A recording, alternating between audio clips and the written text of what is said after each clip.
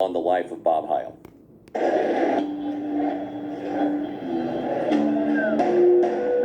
When you think of St. Louis area rock pioneers, maybe you think of Chuck Berry or Ike and Tina. But it was Bob Heil who changed the sound and quality of rock concerts. Bob Heil's sound equipment is in the Rock and Roll Hall of Fame in Cleveland. I hardly knew what rock music was about. It was all about theater organ. He grew up in Marissa, Illinois, took organ lessons at the Fox, and tinkered with radio equipment under the tutelage of KMOX's chief engineer, Larry Burroughs. But Heil stumbled into the crazy world of rock and roll in the early 70s when the Grateful Dead showed up for a show at the Fox, and Heil got a phone call. He said, well, there's a band here. They came in here and their PA got confiscated last night in New Orleans by the drug agents. He says, here. He hands the phone to Jerry Garcia.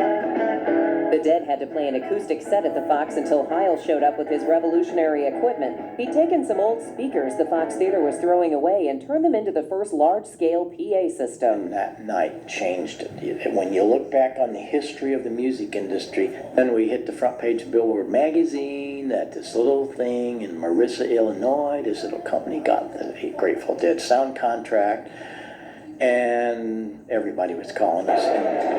From there, he went on the road with The Who, and pretty much everyone who was anyone in rock was using Bob Heil's equipment. These days, Heil Sound, the name given his company by Jerry Garcia himself, is right on 159 in Fairview Heights. Hi, kiddo. Hello. How are you? Good, how are you? I'm good. Bob recently gave up the home theater business, something he began in the 70s when no one but the super rich and superstars had them. This is where we assemble all these microphones. Watch your step, man. This is where it all happens back here. This is all for the ham radio things here, because we're the world's largest manufacturer of microphones for the ham radio industry, have been for 25 years. In fact, a fellow ham radio aficionado and friend of Bob's is none other than rocker Joe Walsh, who called Bob one day to ask a favor. Sitting in his kitchen in Studio City. You know, Bob, you're going to have to build me a better microphone. Well, we're going to go back on tour, which is with the Eagles, you know, and he said, we need better microphones. And he would give me these ideas, and I'd come back and put this all together. And it just evolved that, wow, we made some big breakthroughs. From there, Heil began developing a whole new line of microphones. Over 1,000 radio stations now using that microphone, and 5 of them were shipped to Fox Sports. They used them for the Super Bowl. And they're used here at KMOX. Heil's come a long way from playing the organ professionally 6 nights a week, then opening Ye Olde Music Shop in Marissa. He intended to teach piano and organ, but before he knew it, he'd become the go-to guy for rock musicians. All these guys would start coming to Marissa. It became the rock and roll capital of the world. Now, does the Marissa Chamber of Commerce, do they have like a statue for you or something? No. Quite the reverse of that. They should probably just have a museum with pictures of all the famous people you brought there. Not even that, but no. A mild-mannered and humble man, Bob Heil's influence on rock extends to the mega-selling album Frampton Comes Alive. That story starts with Peter Frampton's girlfriend, Penny. Penny was married in my home in Marissa. Get out of here. Yes, 18-year-old kid. Married to who?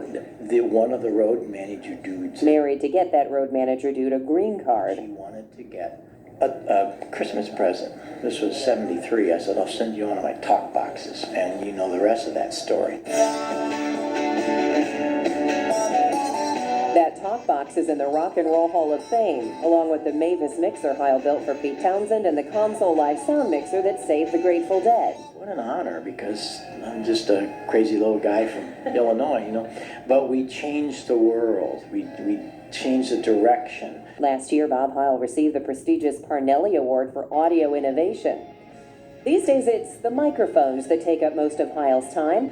He was recently at the NAMM show in California, the National Association of Music Merchants, with his good friend, Slash. And I got this voicemail. Hey Debbie, this is Slash, and I'm just saying hi. I'm sitting here at the NAMM show and sort of doing our thing here, but I just wanted to give you a shout out. Despite his constant travel, work with rock stars, and his innovations on new technology, Bob still finds time for the organ. I love playing. I play just about every day that I'm here. I have a really nice new digital theater organ.